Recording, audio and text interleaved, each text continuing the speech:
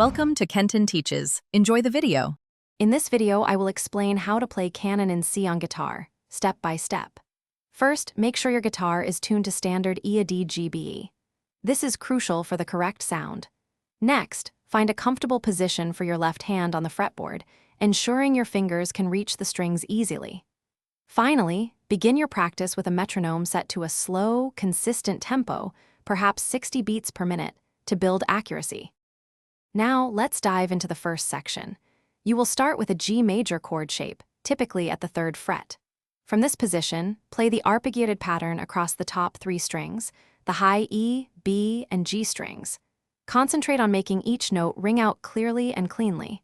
Avoid any buzzing or muted sounds by pressing firmly with your fingertips. This precision is key for a beautiful sound.